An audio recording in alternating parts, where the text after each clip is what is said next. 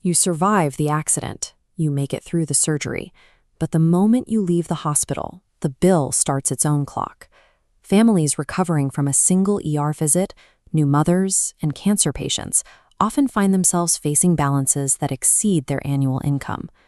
This debt creates a baseline level of anxiety that shadows every financial decision, from buying groceries to applying for a home loan, long after the physical healing is finished.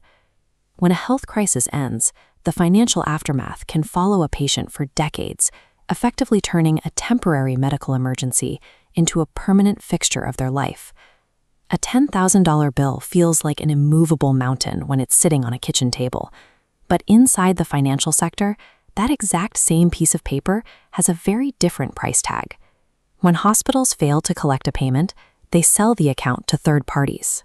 On this secondary market, the value of that debt shrivels to literal fractions of a cent to $1. A 5-figure debt that could bankrupt a family trades for less than the price of a new pair of sneakers. Debt collectors purchase this human struggle for pocket change, often without the patient ever realizing their personal information was even for sale.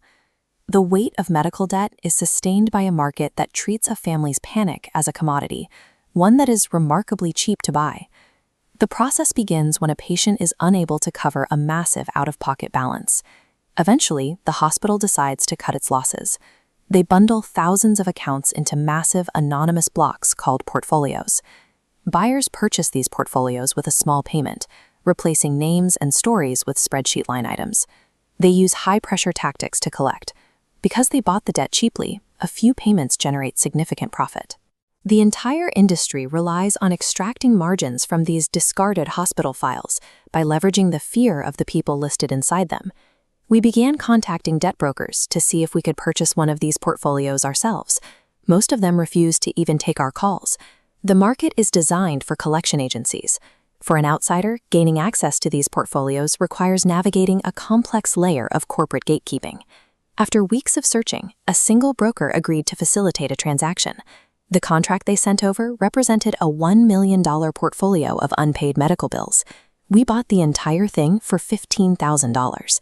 The financial system officially priced the collective burden of thousands of families at the cost of a high-mileage used car.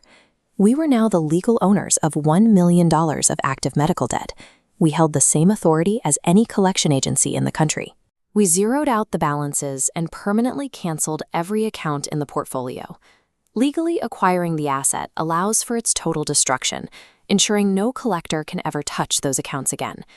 We mailed official forgiveness letters to the homes of the families involved, letting them know their balance was now zero.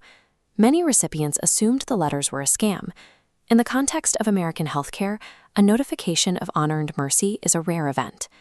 As the reality set in, we began hearing from people who finally felt they could move on with their lives. Our $15,000 purchase had removed a $1 million weight.